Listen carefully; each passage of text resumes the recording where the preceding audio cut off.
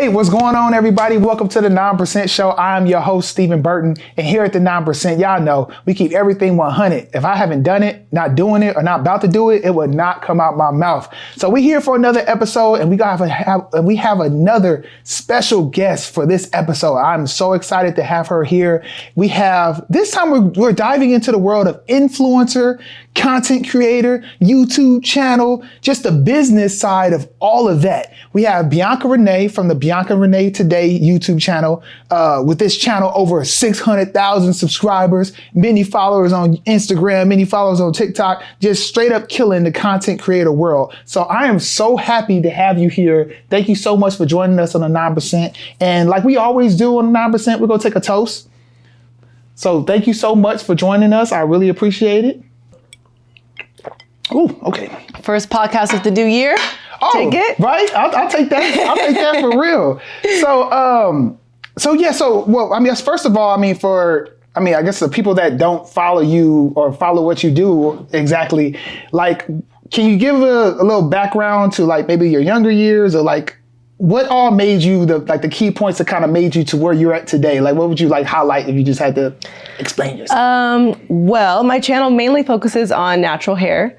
So it all kind of started on accident. I think it's always fun when people are like, oh, have you always wanted to be an influencer? I'm like, well, no, because that literally wasn't a thing. Like when I started, it was 2013 and the word influencer was not a word yet. So I was like kind of like a vlogger, YouTuber, but influencer was not a thing. It was not a job. It was just a platform that I knew that is how I can get like a video link to post on my MySpace. And that's what I thought YouTube was. MySpace. Yeah, taking it way back. It really aging myself.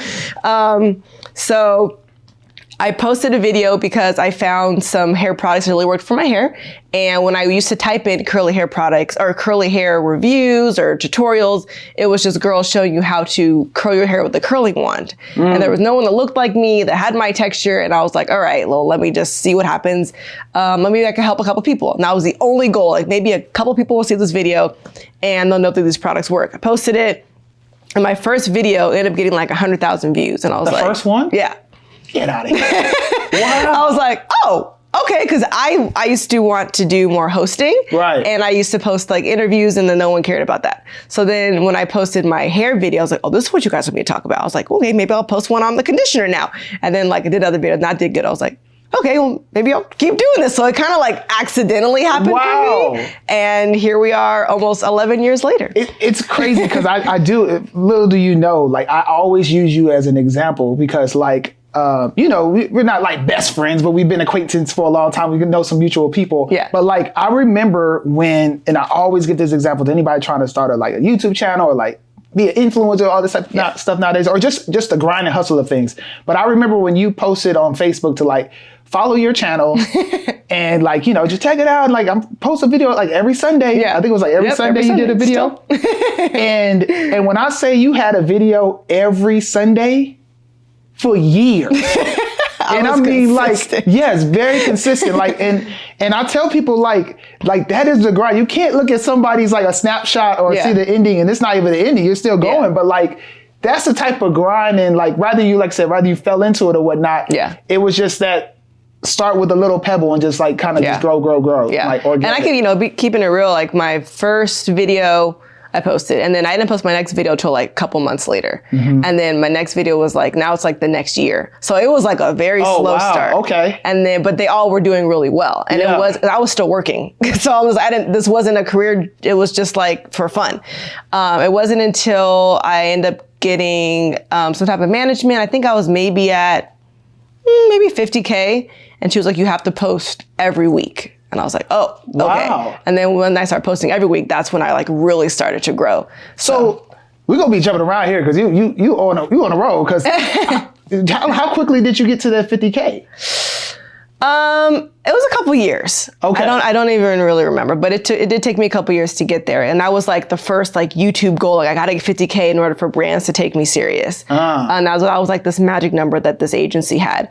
But at the end of the day, posting every week was major versus like once a month. You have to post every week. Got it. And I would say up till like 3 a.m, like I would not miss a deadline. Like, when you're an entrepreneur, you have to push yourself. You don't have a boss trying to give you deadlines. So I was my own boss. I'm like, this has to go live at 6 a.m. because most of my subscribers are East Coast. So that's 9 a.m. when they wake up. So I'm posting at 6 a.m. our time in LA so that they're ready in the morning, and I would not miss a Sunday. And I grew more back then than I am now, to be completely honest. I was like really hard on myself, but it's grew me to where I am now. Yeah. And well, so let's actually take it a little back, because I'm curious to know, I know your history in entertainment, hosting and things like that, or even just like, you've always been a people person. I remember like even, throwing events and parties and all type of stuff. Like everything I've always known you with was like a people person. Yeah. But were you always, did it come natural to be like in front of the camera like that?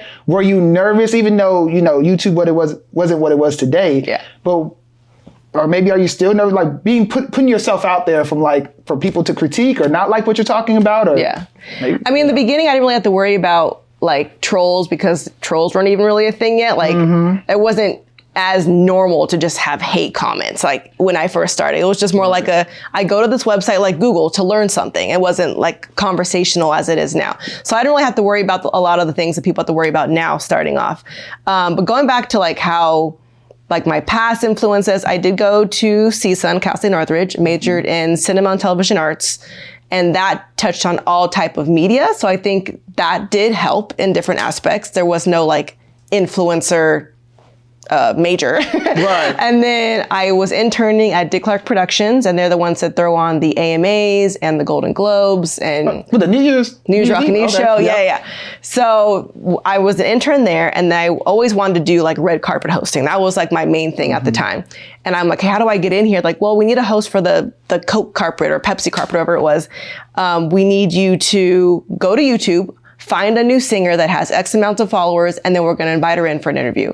I was like, she doesn't need to have hosting experience. You're not going to hold auditions. Like, no, we just need someone with a big following. I was like, oh, this is how like major hosting gigs are being booked. I'm like, I got to get on YouTube. Yeah. So that's why I got on YouTube, and I was trying to like host people that I knew, like any celebrity or whatever. Like I said, that no one really cared. And it wasn't until I made something that was helpful to people that I started seeing the benefit. And it was an accident, but like from my school to that type of internship, I also used to do marketing. So I would do everything from like promoting beef jerky to energy drinks to auto shows. So I've always been influencing people to take this free sample. If you want this, you can get a free t-shirt. So I've been in the marketing side, but now I'm using my like hosting talking points and my marketing to now become this quote unquote influencer, because I'm still trying to influence you to buy something, but keep it entertaining at the same time. Well, I'm wondering, it's actually interesting you say all that, because honestly, for like me and Perfect Tux, it was almost like I fell into, I mean, I knew what I was doing when I was starting it, but like I didn't know who my target audience was. I didn't know, like, I found out after the fact, like it was like a good thing. Like you probably like you had a successful video, and like, oh, I'm onto something here. Let me keep it going. So it was similar to me, and it's almost like to give that advice to someone. It's almost like, well, it's not by the book. I mean, it's really like, this is keeping it real. Like this is what it took. But that's crazy. But I think well, let me ask you this: do you find that like your background was like, for someone that didn't have that background and like went to schooling and went to hosting and did all that type of stuff, do you think they find the same success in it? Or do you look at it like, okay, they're just kind of like getting the cheat code and just turning the camera on? Or do you like really take the passion of like what you've learned? I mean, if we're talking about like nowadays, we're even in like this TikTok world where everything's just like quick, 30 seconds. And I think TikTok likes things even more raw. Like they rather give advice from a girl literally in her bathroom, in the shower, like, yeah, I'm doing this right now and this is what I like. And they're like, oh, she's real. And like, that's even more respected like in this faster media than I think YouTube is more like polished, like sit down in a studio and like, lighting and da-da-da. So I don't think it's necessary, obviously, to start. As long as you have a personality, you can relate to somebody, your content is helpful in some way, that's all that really matters. You could be shooting on your iPhone, you could be having the $700 camera. If you're entertaining, you relate to somebody in some way, that's all that really matters. Got it. And so let's talk about like, I mean, still sticking with your early years and the grind of it. As soon as it got to the point where you're onto something, And I gotta believe that at that point you're like glued into the analytics, like watching probably every subscriber that subscribes. Because I know everybody that subscribes to the 9% show. I'm like, I know they page, I know like everything about them. But like, how did you? But on the flip side of that, I've also been like, oh, no one. Why didn't you watch this video? Like, I put this short out. Y'all ain't watch this shit. Like, was that a mental tussle at any point on the grind years of it? I think in the beginning, everything is like a goal. Like you feel small if you have like a single digit, like 9,000, I gotta get to 10,000. You're at 10, you're like, well, I gotta get to 20. And then YouTube will give you a plaque when you're like at 100K. So I was always like, one day I'm gonna get to 100K. So you always have new goals, and like the numbers do kind of like just always play in your head, which is not a good thing mentally. Right. You will drive yourself crazy. And I think we often forget that those numbers represent people. So at some point it's easy to be like, oh, like this video only got like 200 views. But like if 200 people were sitting here right now, you'd be like, whoa, there's a lot of people here, Right. But we're just like, oh, it's just a number. Like, but that's 200 real people, So it's just like remembering that the numbers, maybe if I have to get a brand deal or whatever, like they're looking for that. But at the end of the day, like if I'm affecting 200 people and this girl's in New York and this girl's in Dubai and this girl's like, it's all over the world. Yeah. So like that's major. So you kind of just have to like bring yourself back in. Why am I doing this? I'm doing this to help people and I'm helping this many people. Obviously I want to reach more, but if I don't, it's not like this video was for nothing. Right. So I mean, it sounds like since you've seen YouTube right at the beginning, or like at least the beginning stages of it. Well, let's also mention. I don't think I mentioned like you have like over what 600,000 subscribers now. Like we're talking about 50 and 100. Like she's at 600,000. Okay, like this is so she knows what she's talking about. But like, how has like YouTube evolved? Like, if you had to start a brand new channel today, versus like when you started it, like what's the key like differences? YouTube is definitely a different beast now because we now have the competition of Instagram and TikTok. So when I started, YouTube didn't really have competition. I used to use Instagram as like an app. I'm like, oh, it's a filter app. I didn't even know, I'm like, why do I have followers? I didn't even know it was a social media app for like way too late. And then I was like, I can admit that I'm a late bloomer when it comes to transitioning different platforms. I'm like, no, I'm loyal to MySpace. I'm not going to Facebook. Facebook. I'm not going to Instagram. Snapchat. Well, I'm not going to stories on Instagram. Like I fight every platform. And I was like totally against TikTok until like 2020. And then we were all bored doing the savage dance. And then here we are. But, I would say because it is easier to grow on TikTok and Instagram than YouTube. And sometimes I can even feel small in spaces when I'm around girls that have like 500K on TikTok and my TikTok is smaller. But then my friend had to remind me like, you got 600K on YouTube. It's way harder to get someone to subscribe to you on YouTube because I could watch 80 of your videos and then never subscribe. Right. Where on TikTok, you're like, oh, if I want to see this person again, I better follow so they keep coming up in my feed. But YouTube is like, oh, you like this? YouTube's going to keep throwing it at you. Right. And people watch YouTube on their TV. Then I got to like log in, type in, like it's just a harder thing to subscribe to. So it's like for people to take the time to subscribe to you on YouTube, that's a loyal follower that like wants to be with you, like know everything about you. I was like, that's true. So I had to like tell myself that when I'm comparing to like YouTube to TikTok. But because of that, I think we're used to like such a fast paced 30-second it's just a different animal for you to be able to talk for at least 10 minutes, long form on YouTube, and starting now. Like even YouTube has YouTube Shorts now, and that's what they want you to do. So I don't even know. Like if I had to start now, I don't even know if I would go to YouTube, honestly. I'd probably put all my eggs in TikTok. TikTok or Instagram, I have love-hate relationship with TikTok. Like we've been trying to get our Perfect Tux, like, it is really on me. Like I'm the top leader on it. And it's just like, but it's the same thing. Like, man, there's always something new going on. You gotta figure it. It's like a whole new thing you have to figure out. And I ain't trying to sound like that old man, like, by Sega Genesis or nothing, but like, it's just, but like, I mean, well, how did you attack like new platforms, the new it thing? Like, do you feel a pressure of like, okay, I gotta get over there? Or do you kind of, Absolutely. I know, like, that's my 2024 gotta do list, is to be more consistent on TikTok. And I think I have to prioritize that even more than YouTube. I'm definitely making more money on YouTube. I don't even know if I'm monetizing correctly on TikTok, but that's what brands want. And that's where I get my main money, is from brands and not just from like ad revenue. So yeah, I would just focus on getting my brand deals on Instagram. One of the main things that made me transition from like Snapchat to Instagram with like stories, I'm like, oh, I could talk about this brand. I could tag them and they might see it. Oh, they might message me. I'm like, that's more of a direct communication with brands. So that's what made me transition from even Snapchat to Instagram, because I can get in brands' faces. And I can get DMs from a major brand sometimes. So I think of Instagram as like my bread and butter for like, I guess, business transactions. Like, to get new clients is Instagram. But then once they come to me, if they want long form, then they pay the YouTube price. Got it. Well, is Snapchat still around? It actually is. One of my friend is trying to get me to go back. I'm like, I'm not going back. It's like, they're paying influencers really high right now. You just got to post every day.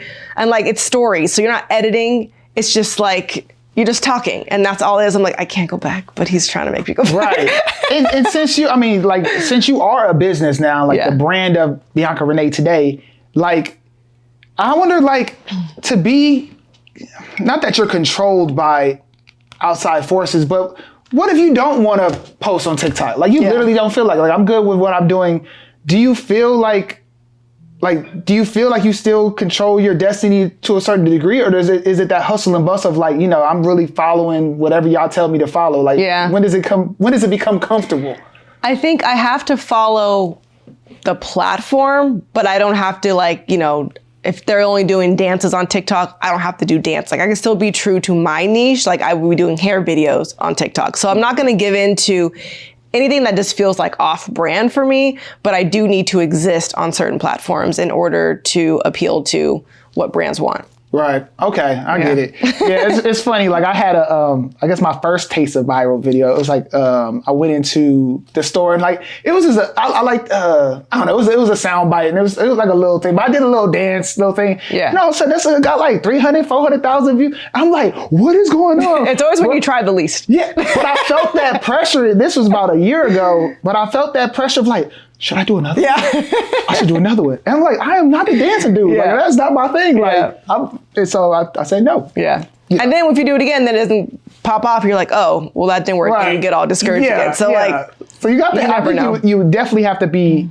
like, you kind of spoke about just being a little passionate about what you're doing first. Yeah. Because like, if you're chasing things, I feel like you'll be disappointed very quickly. Oh, for sure. Yeah. Anytime I ever said, oh, this video's gonna go viral, it doesn't. Like, if you say it, almost like jinx it, and it's not gonna go viral. But it's the one that you're like, it's kind of cool. Like, that'll take off every time. Yeah. Okay. Well, let's talk about your first. Do you remember your first paid deal, or I don't know, what was it? Like, YouTube paid? What was that first deal like? First piece of money. One that always comes to mind, which probably was one of my first. They wanted a YouTube video, and they offered me $250. Ooh, I was like, whoa, where should I go first? And I was like, okay, like, I can make money from this. Because first I was just excited just to get free product, because, conditioner could be $10. That adds up. Like, I got a whole box of it. So I'm just excited to get free product. So they were like, yeah, we'll pay you like $250. I was like, all right. So I filmed it. And that's what I thought was like normal or good for a little while. And then I remember I got a manager, and this hair brand hit me up for like a Valentine's Day hair tutorial. And she's like, yeah, I think we could ask for like $3,000. I was like, $3,000? Okay. Like, what are you talking about? Good luck. Right. And then she wrote an email, and then she's like, yeah, they accepted. I was like, and that was my like big moment, like, oh, I'm doing this wrong. Right. I am undervaluing myself. And then that was like the standard. And that was like my first like big one. It was like 4 digits. I was like, okay, like, this is cool. And then going to my job where I was like a Bud Light girl. I didn't even drink beer, but I'm like passing out beads at bars and stuff like that. Yeah, promo girl. Okay. And then I remember some girl came up to me, she's like, hey, are you Bianca Renee today? I was like, yep, that's me. I was like, all right, if I'm gonna start getting recognized, I'm done. Right. I can't be like the Bud Light girl on Saturday and then Bianca Renee today on Sunday. Right. So I was like, okay, I'm like, if this is the kind of numbers I can get, like, I just gotta go full time, post every week. I'm like, maybe I could do this like all the time.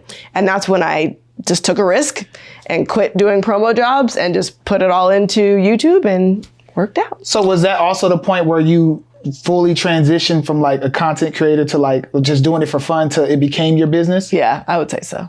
And I mean, besides like brand deals, like what else changed? Like the way did you view your content different? Were you like real purposeful with what you was doing? Did you overthink stuff? Or like, did you try to market yourself more? I mean, what came with like shifting that into a business? Like, I think the transition was kind of just me being more structured on myself, just being more consistent. Like, okay, this has to go live every Sunday. Like if it's late, like it's bad. Like I'm in trouble. Like I almost like punish myself. So I would think like that's when the consistency really had to come into play. Obviously as time goes on, you start getting new equipment. So I got, better cameras, better lighting, just trying to make everything look as like polished as possible. I did start filming on my laptop, front-facing camera, like iMovie, in my mom's kitchen. That's where I was talking, my very first video. Okay. Editing on iMovie. And then my next video, I was in my bathroom. My background was the shower curtain.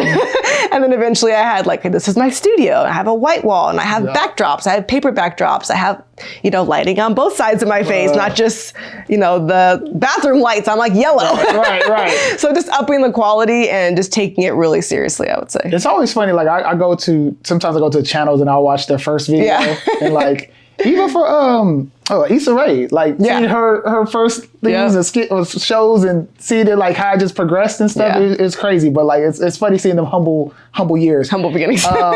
Do you still do like? Are you still hands on with everything or like? Oh yeah, like that's something I'm trying not to be. Is I need to have more of a team. It's at a point where I can't do all the things. I can say I'm a control freak. I like to do all the things, but I tried to have an editor at one point, and then I just kind of. Like, I could do this real quick, and then I just put it back on myself. So I am coming up with the ideas, I'm filming it, I'm editing it. My managers at least take care of like the rates and the contracts and stuff. But besides that, it's mainly me. My husband's in production, so he can help me every now and then. But I need to build a team this year because it is getting bigger. So I'm like, I can't manage all the things. Right. Good problems. Yeah. Those are definitely good problems. So Let's talk about rates and things like that. Like it's interesting for me as I guess on the brand side of things. Yeah. I never know. Like we haven't done anything with influencers yet, or like I've thought about. I've not spoken to you on the side about this stuff before. Yeah, I'm still waiting for those reels I told you to do. Oh yeah. Like I said, I'm just like it's funny. We started 2024. I had a team meeting. I was like, this is what our focus is on social media. We're going. Ain't no reason why we got this studio. We got this big old place. Like we need to be on it. Yeah. But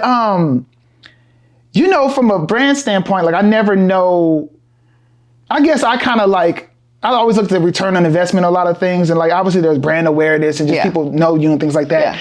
But it's an interesting thing. And then too, I'm like real cynical of like, I don't believe nothing I see online. And just cause you have 500,000 followers, I'm like, are they real? Yeah. Like who posted what? How many likes you got compared to that? Yeah. So it's like, even for me, I never really know someone's true value. And it's like, I think even Shopify now has like an influencer area where you can like, I don't know, like an eBay for influencers or something going on. Like, I'm like, you have to check that out. Somebody want you to do something. But like, they're trying to make it easier for that. Yeah. But like, how did you, first, I mean, you speak about how you were probably undervaluing yourself at the beginning, but like when I gotta believe that these rates are like, it's individual people. It's not like you have a store, you can see they're selling this shirt for $50. I should price mine around $50 because that's what the market rate says. Yeah. Like you don't know what your next competitor is getting paid, I assume. Like, so how do you value yourself, come up with that number? I mean, obviously your management helped with that, but like, how did you land on that? I actually hate trying to discuss like the money thing with brands. That's why like I really do always like having a manager. That way I could just be talent. They could be the bad guy. So if I'm like, oh, look, I do it for free. They're like, well, we're going to charge this much. I'm like, oh, well, it's not me. It's my manager. And that way you could just kind of like stay talent.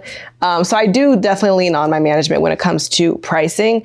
I do think it's important to have that conversation within the space. So I like that I do have a nice circle of influencer friends where we could be like, hey, well, they paid me this much, so don't let them, charge you this much. It's like influencers talk. A lot of brands don't realize that, but it's like, you can't give this girl $1,000 when this girl, you paid her 10, there's no union for influencers. It's being talked about. They talk about it with SAG. They have an influencer like section now because the rates are just all over the place. Yeah. And it does need to be more standardized because people get taken advantage of. And if you have more followers than me and you're accepting this low rate, why would they pay me with less? And it's just this ongoing circle. But there is like certain standards that people just know in between certain influencers. And you also need to know when it comes to the value. For me, in the hair space, I've definitely made a name for myself. So it's at a point where my subscribers are like, oh, is it Bianca Renee approved? And some won't buy something until I review it. And like I get DMs like, oh, I've been waiting for you to review this. And like if I don't, they just literally don't buy it. Yeah. Or like I can go to someone's page and they're like, waiting for Bianca to review it. I'm like, yeah, let them know. Right. So I've made that type of, name for myself in the hair space for sure. But the hard part wouldn't, like from the brand side, you might be like, okay, well, how many sales did this video get? And you might base my value off of that. But how many times have you looked at something and like you didn't buy it on the spot, but then you buy it later? Yeah. So I'm like, okay, maybe they saw my video.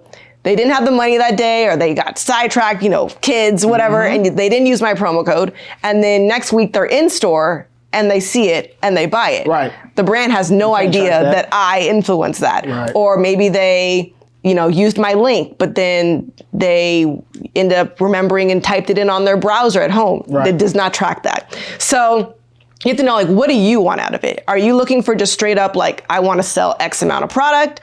Or is it like you said, you want to get your name out there? So when I think of, oh, it's a special occasion, I need a tux, I'm going to go there. Like that also has value. Right.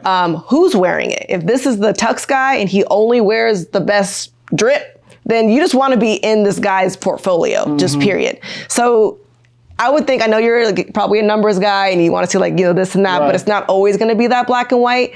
And if you're going to be able to talk about usage, and if you get to use it whitelisted in ads, it's not about how many views they get. It's like, you're using it now. This is your content. Right. So there's just different avenues of the value. And I'm assuming like at that point, they're paying you a little premium if they want, to keep it or use it for ads, or let alone a national TV show. You see yourself like, oh, what exactly here? Brands always try to sneak in perpetuity. Right. Never accept that on the brand side. Don't try to sneak it in as a brand. Yeah. I guess you could try if you want to take advantage of people. Right. But people always try to do that. But like for me, for example, like I have a price if it's organic, like you're just reposting it on your Instagram.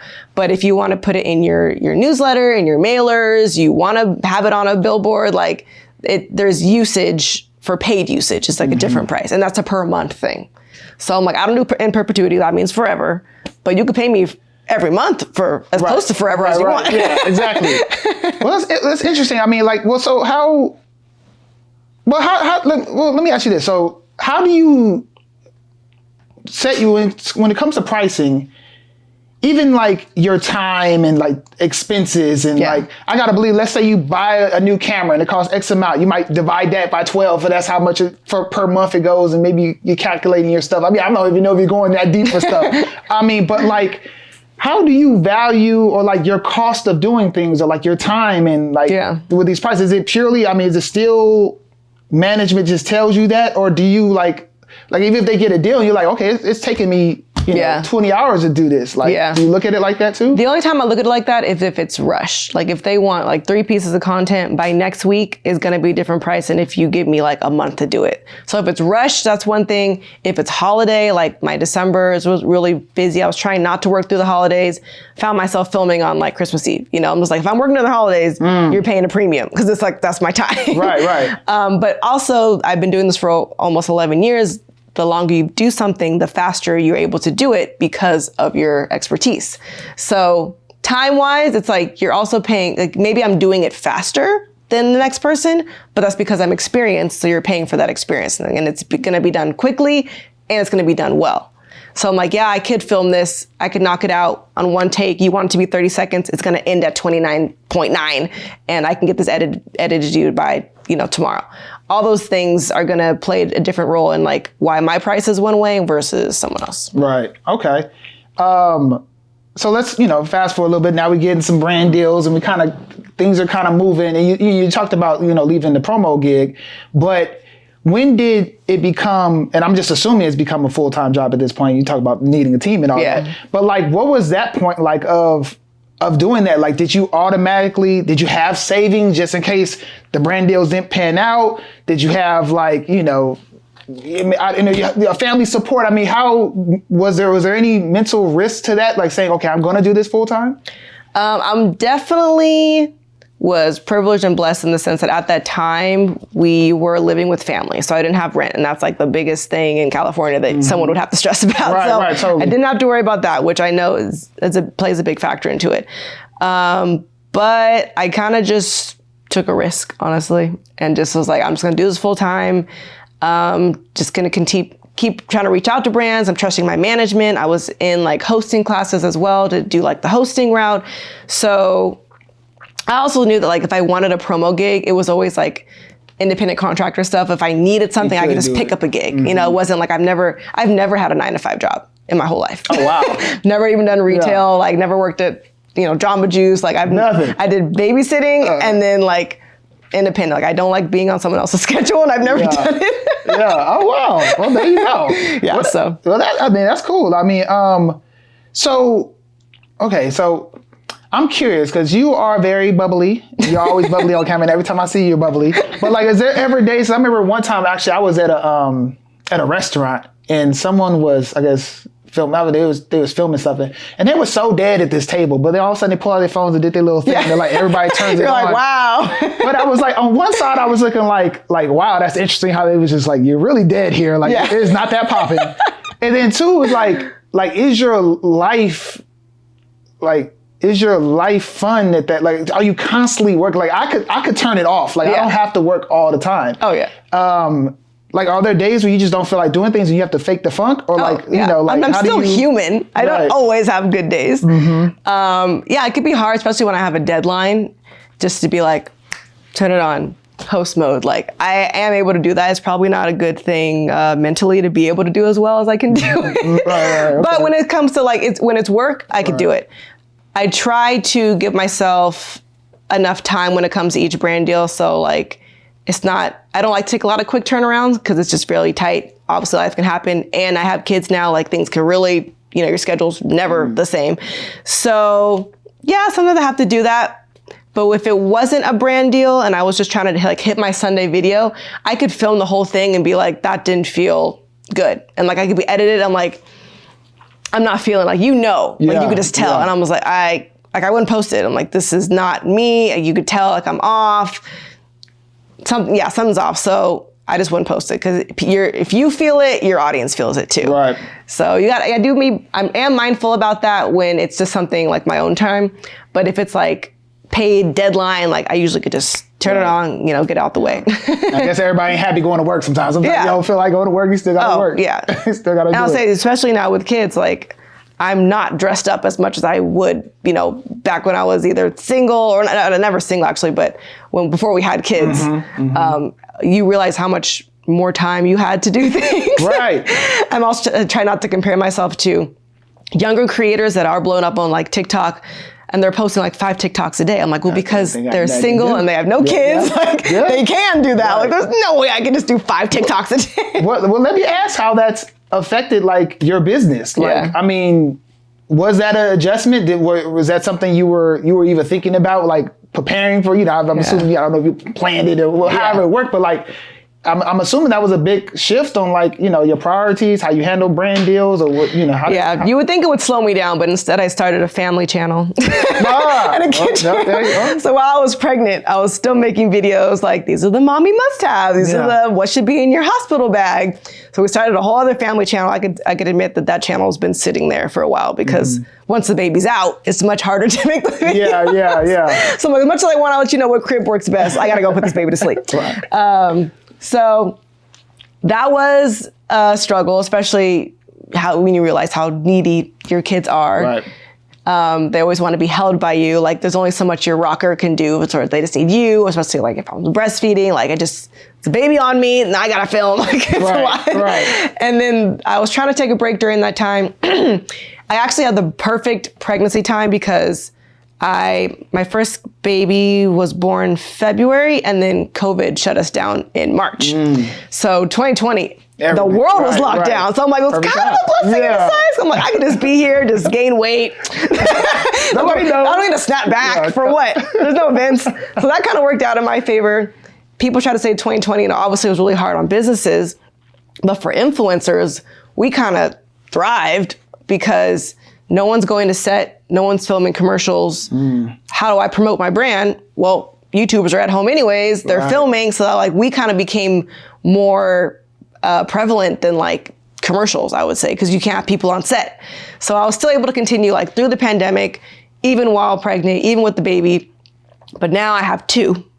And 2 is different than 1. Yeah, trust me, I know. Yeah. So it's a lot. Like we just feel like we have no free time. And there's been so many times where I'm like, I have the video, I have the caption, I just have to push post. Mommy, I'm thirsty. Yeah. And you put it down. Right. Okay, gonna push post. Need a diaper change. And like, I'm so close. And like, you don't realize how the time is going by. Yeah. My East Coast. Yeah, exactly. There's so many times where it could be so quick to just post it. But the time it takes, like, all right, the caption, well, I gotta tag somebody. Oh, okay, I'll tag them later. And then you just keep putting it off, putting it off, putting it off.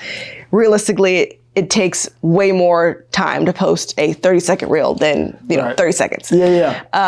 Now my oldest one is in preschool. That helps. We thought we'd have all this magical time, but even still, like, yeah, it doesn't. Oh, I gotta do laundry. Oh, I gotta take this call. I gotta work out. Like, it's a lot. Yeah. Well, I mean, it sounds like the burnout could be real. I mean, especially you've done it. I mean, how many years now? 11. It'll be 11 in February. Yeah. Wow, 11 years. So, like, or is it just a pure thing of like, this is my job. If I don't want to do it, the checks aren't gonna come in. Like, is that literally your driving point at this point, or does it still feel like a passion thing, or do you feel like you're transitioning that thing like this is purely work now? Like, definitely reached that burnout period, and part of that is because I've been doing the same thing for so long, and people know you for one thing and they don't like when you try to do something else.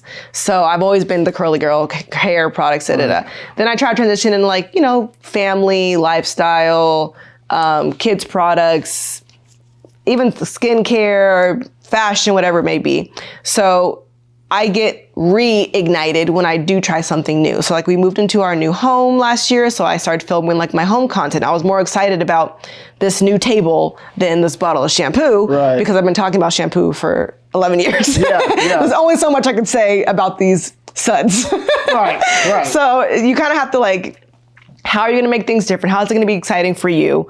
So it reignites me when I am able to try something maybe out of my niche, when I am able to reach a different audience. It's exciting, reaching new people, but also just my audience. Like I have a really strong audience, and when they message me every now and then, like, oh, like I went to get my hair cut and I cut off all my damage. I'm going to start embracing my curls. I always hated my straight hair, but you helped me learn how to take care of my hair. Or like some people say like, you've changed my life. I'm just like, whoa, I get that a lot actually. So those are the comments that like really keep me going like, hey, once again, these aren't just numbers. These are real people in real places with real hair.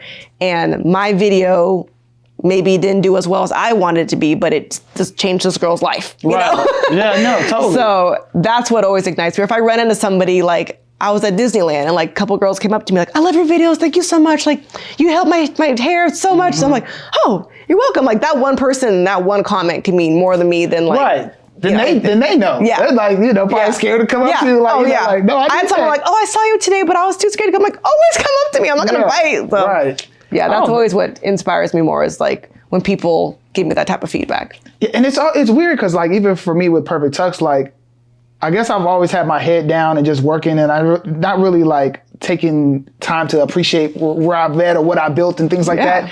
But it's like whenever we do get those feedbacks of like, oh my gosh, my wedding was amazing, and like some large life moments or like proms, or like we have like large milestones of people's lives we're a part of. Yeah. But it just when you think of it like that, it's things you almost take for granted too. For sure. Like, cause you do see it as a business. You do, you don't always interact with people or get to, talk with them, but it's always great when you can have those like real moments of just saying like, oh wow, this is impactful. Yeah. Like this is why I'm doing this. Like it was never be an influencer because like I said, it wasn't a thing. It was always just like, maybe I could help a couple girls, a couple. Yeah. That was the goal. Right.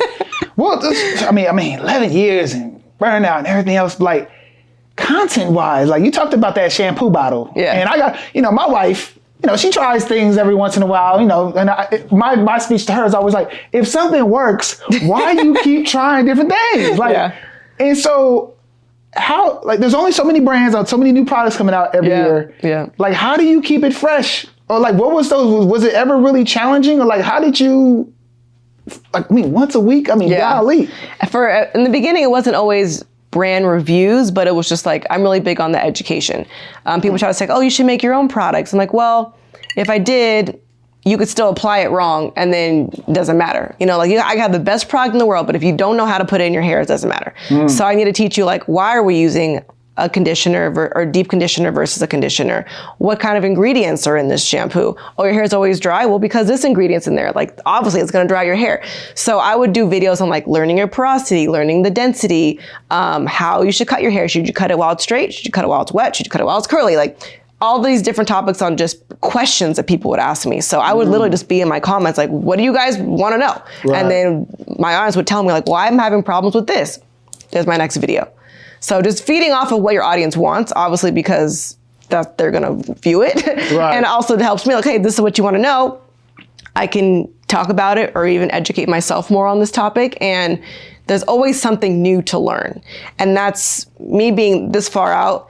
Sometimes I see maybe girls on YouTube, they're just starting and they're like, oh, this is something basic. And I'm like, I talked about that like 10 years ago. Yeah. Right. I'm like, oh, I guess I could talk about it again. Yeah. Right. So I was like, do I go the route where I'm just recreating what I've already done? Because these are new people. These are younger girls on TikTok or whatever. Not everyone knows me. Right. So, you know, you still have something to teach. So as long as I always have something to teach, brands are always coming out with something new. There's so many hair care brands now. There's always something to talk about. And well, speaking of that, I mean, how do you weigh if a brand, you know, has something that's not good? Like, do you still take the check, or do you be true to your audience and be like, I do not take the check. Okay. Despite what a lot of people think when it comes to influencers, there's some that do, but I don't know why you would follow that person if you didn't trust them. And if I just take a check on a hair brand that does not work, and I do a video, one, I always do everything like. I use it. I don't just hold it and talk about it. I show you how to apply it. So if I do my hair and it looks bad, I can't lie to you because my hair looks like crap. Right. But also now I made you buy it. I made you waste your money. Our trust is broken. You're no longer watching my videos. You're no longer coming back to me. You're hurting me in the long run. So like this one check is just not worth it. It's not worth it to lose that person's trust. So I don't like to give negative reviews, which sometimes makes people be like, oh, you know, she's just doing it for a check. Oh, she loves all these products, but they have no idea how many times I'm saying no. Right, because it didn't. And I'm saying no to like big numbers. I think the biggest I've turned down was like a $20,000 deal. And but after you like tried it, it just didn't work out, and you had to come back. I don't even think I even tried it. It just on the ingredients, because everyone knows that I personally try to avoid sulfates, parabens, and silicone. They also aren't even like the worst thing in the world when used properly, blah, blah. But I'm always assuming that this is not just someone who understands like, well, if you use this, you got to use this and it's okay. I'm thinking this person might not know anything. They're just going to use it. They use it every day. It's going to mess up their hair. If I use it once a month, it's not going to mess me up. But I'm thinking of like who my viewer is. This person doesn't have a big collection like I do.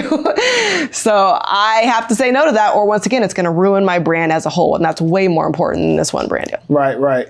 It sounds like you had to also, during the years of your come up and creating your brand as today, like, were you always an expert in this space to that degree? No. Or did you have to like really become a scientist? Self-educated. My mom always says like, oh, you should have majored in curly hair. I'm like, I know. No, I just did a lot of research, but people learn in different ways. Some people learn from reading, some people learn from listening, So if you're a visual learner, I'm showing you how to do it. If you like listening, you know, then I'm giving you a video versus like, yeah, you could just Google what I'm Googling, but maybe that's not how you're going to reach that meeting. Maybe you're not understanding how that works. I'm reading it, understanding it, looking at the ingredients, and then applying it to my hair. So you're seeing how it is and hearing it. So it's just more conversational than just this big article on, you know, sulfates or whatever. Right.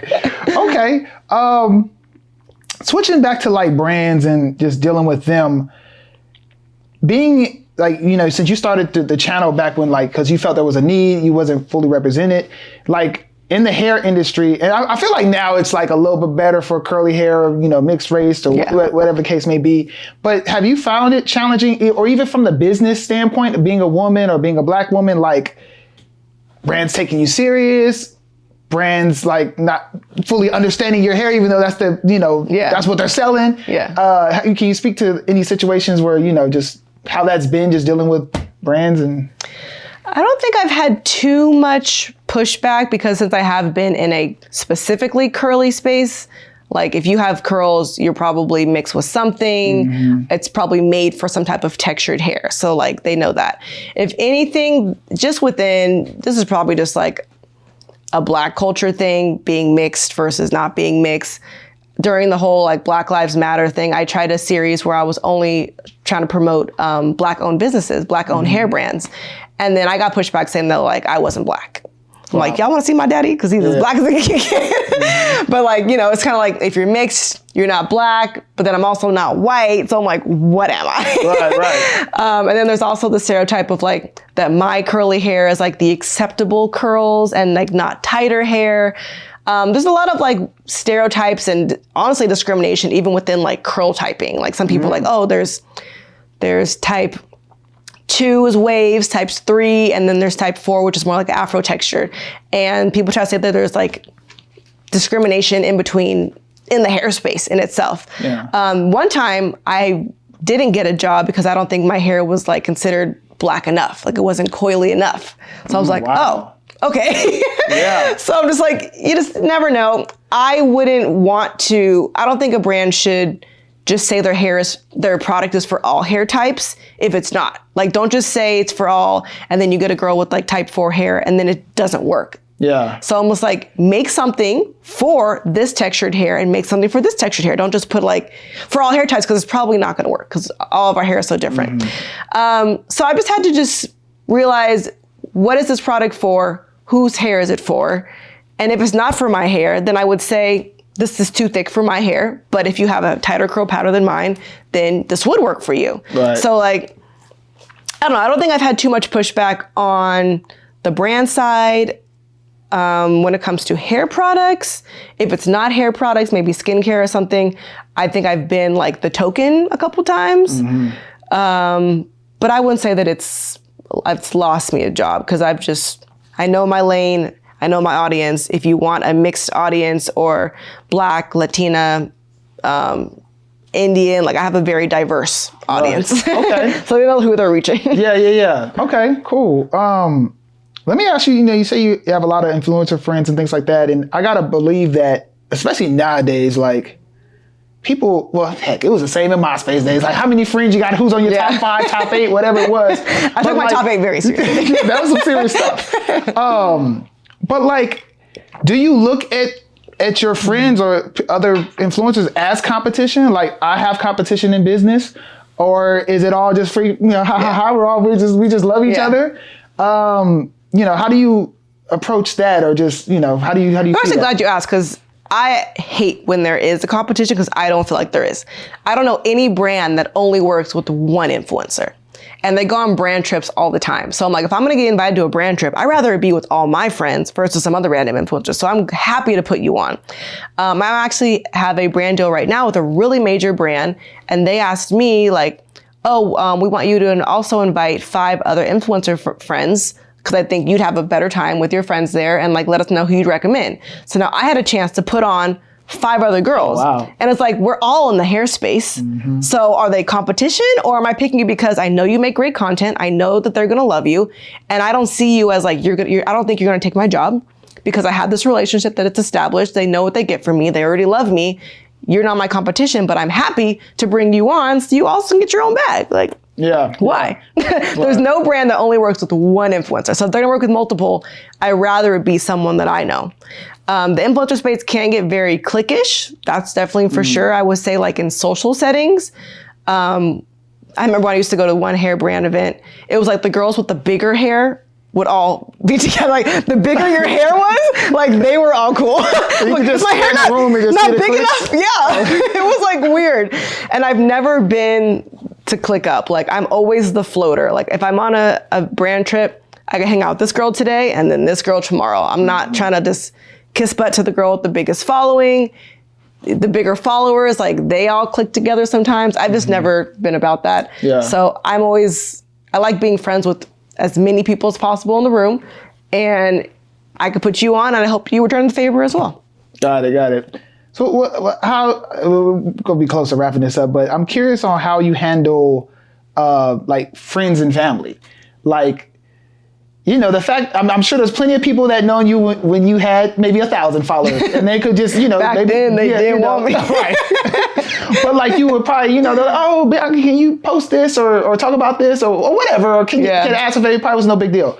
But now that you are a brand and fully established and like you care about what you're putting out there, how do you, or have you ever had situations where your family or friends like maybe ask a favor or want you to post? Maybe your cousin just came up with a shampoo and they're like, can you put this on your thing? Like this, it'll really take my business off. Like, have you ever had situations like that or had to? I don't think I've had that too much in the friend space.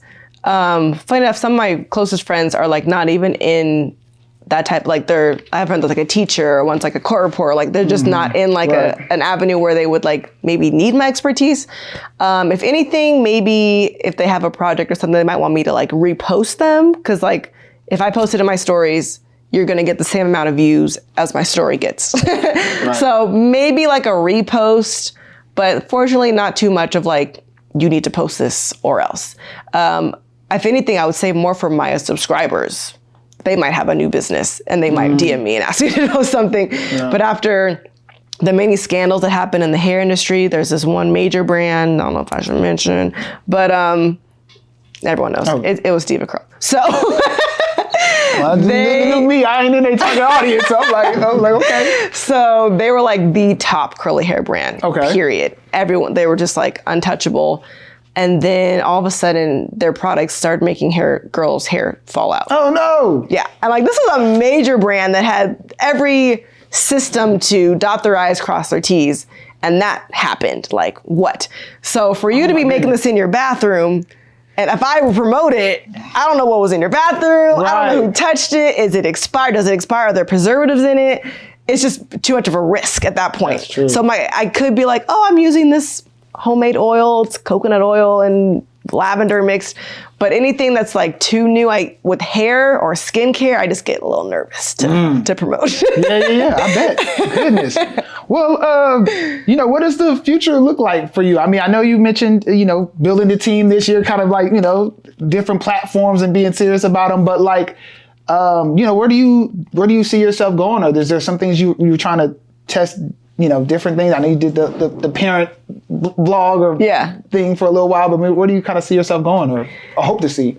This year and this future-wise, I definitely want to scale. I've been, in this space for so long, but I think it's time for me to also like have a different brand outside of just social media. I love being in person with people. I used to be an event planner and then I did throw a lot of parties and stuff. So I did love meet and greets before like 2020 shut us down, putting a face to the Instagram handle or whatever. And I like educating. So I think I want to do something where I could like travel and almost host like in-person educational like seminars or classes where people can be more hands-on with their questions and just being able to see my audience like throughout the US. So definitely want to push more into education and maybe some type of, not like a hair product, but something that could help with your hair. So not like shampoo, conditioner, but some type of accessory or something maybe. But I gotta believe that a lot of brands at this point even has, rather you made the product yourself, like license your name to say, hey, this is my product. I mean, is that something, is there a reason why you haven't done that yet, or have those type of deals came about as far as products go, like making your own? Or with a brand, you mean? With the brand, or even like, like I said, I know a lot of people like you can just license your name and they can say, hey, put that on the bottle. Like I didn't create it, but to everybody else, here, I created this. I definitely want to do that. Surprisingly, they do that a lot in the makeup industry. Like so-and-so have her lip gloss, she has her eyeshadow palette, but the hair industry has not capitalized on making like the Bianca gel, like limited edition. They should. They should. Yeah. I know. But I've done like a box, like these are Bianca's favorites, and that was like a temporary like sale they did. So yeah, more of that, more like in-store ads. My biggest goal is to be on a billboard. So just doing everything bigger. Yeah. Everything big. I guess my final question, I guess I would like to know, what is something you think the biggest misconception of being an influencer is, and like, what do you love the most about it? Like, the biggest misconception is people thinking that it's not a job. Like, oh, and it sounds like a job, man. You've been talking for real. It's literally 2024, and I've still gotten a comment like, it's time for you to get a real job. It's just like, are you serious? I've made more from this than any job I've ever done. Just start on somebody like, what? Yeah. Let me just. First of all, video. like even like we just bought a car recently, and you know they asked for your profession to run your credit and everything, and I was like, oh, influencer, and he's like, I'm gonna put business owner. I was like, okay, but like, you know that this is definitely, like there's several millionaires. Like people that have more money than you, sir. yeah, you better write my name. Yeah. That's my title. So it's just crazy that people still don't like, I'll put like, I remember even when I was having a baby, like when we had to fill out the paperwork for some reason, it was just like occupation. She was like, I'm gonna put marketing. I was like, come on. You like, know who I am. Let me pull out my channel right now. We should be a tab by now, like in the search bar of occupations. So that's really annoying. I don't like that people think that the people will just do anything for a check, because that's just not who I am. I have to actually like the product. That's why I use it on camera. And that it's easy, you know. So many, I can't tell you people have started a YouTube channel or whatever, and they make one video and then that's it. Yeah. Or they spend too much in their big production value. So they're like, oh, I'm gonna rent out this studio, and then I'm gonna hire like my lighting and da-da-da-da-da. They have like a huge team, and I'll cost this much money to make one video. And now you can't make another one because you were broke. Yeah. So like, if you don't have the means to get a small team, or you can't do it on your own, it's not realistic for you to keep doing. And like we mentioned, you have to be consistent, and you have to be passionate about it. If you don't care about what you're talking about, you're not going to keep doing it. If you're trying to do makeup because that's what's popping, but you don't care about makeup, you have no boss telling you to make this video, you have zero motivation to get up and do it every day consistently. And you're going to hit that point where you don't feel like doing it. Yeah, and now you have 3 videos. Now we got to hear about your next, job endeavor. Like we're done. That's the biggest misconception. The most rewarding thing is that I'm always on my own schedule. I never have to really report to anyone. If I have a deadline, that's that. But it's like I accepted that deadline, and now I know I can get it done by that day. If I want to go on vacation, I can, and it probably could be a write-off because I could film it. And now our vacation expenses are covered. So yeah, being on my own schedule, being able to talk about what I want to talk about, do get a lot of free things. It's a nice perk. But the most rewarding is, like I said, when I do get that feedback from my girlfriends. So when I know that I've affected someone's life in a positive way, or that I've had girls literally shave their head because of me. Oh my God. Like, in a good way. Yes, in a good way. No, not because my hair is bad. Let me rephrase that. I started a big chop challenge because girls straighten their hair so much that it's damaged and their curls did not come back. So you have to cut it off in order for it to come back. So they've gone like pixie, like Halle Berry short, to start over. And they trusted me because I said you should cut your hair. Well, that's a lot of pressure. And now girls send me pictures of their bald head. I'm like, woo! She really did it. But, then now a couple years later, they write like, yeah, I don't know if you remember me, but I big chopped and this is my hair now. I'm like, it looks great. So healthy. So yeah, just knowing that I'm able to help people with choosing the products, with starting over, starting the hair journey, and just the confidence. It's way more than hair. If you just didn't feel confident and you felt like you had to straighten your hair to look beautiful, then, now you love your own hair, you're more confident, will help you in your love life, your job, just anything, just your confidence. So I'm just happy to help people. Yeah. Oh my goodness. Man, something you said. Well, this is the 9%. We gotta talk a little business real quick, because I'll be hating if I don't get this question in, because you mentioned this really quick. I'm sorry. About the as far as like taxes and the business side of just making money from this. Yeah. Did you always know what to do there? I mean, or did you what's the reality side of that? Was it a growing process, or just the taxes, or I'm sure you get a check, you can't spend it knowing you got to put a little over to the side, or bookkeeping. Do you have that with yourself?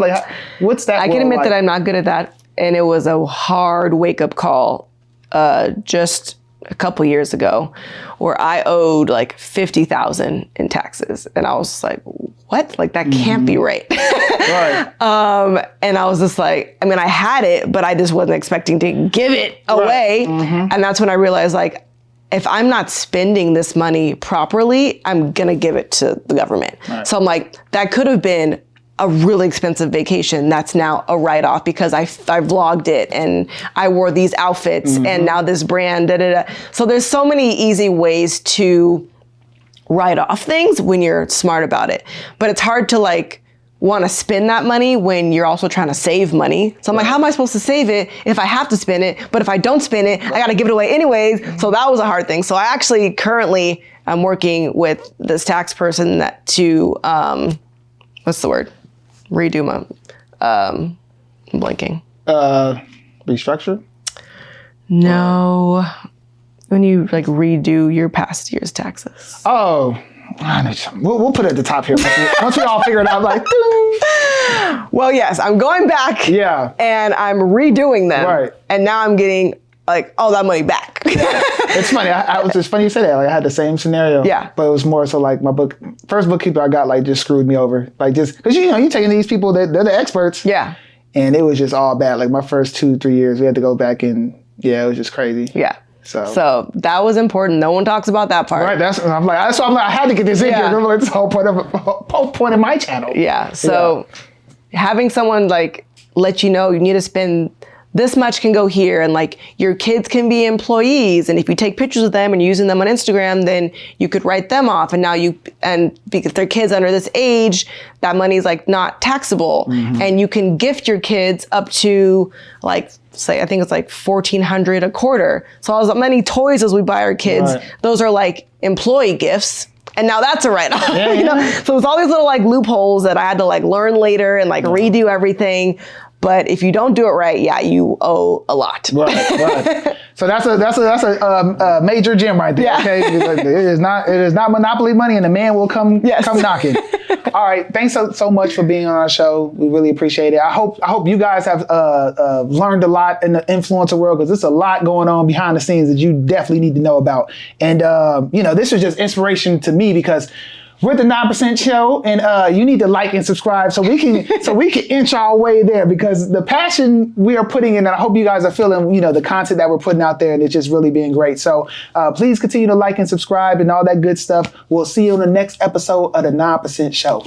Peace. Bye.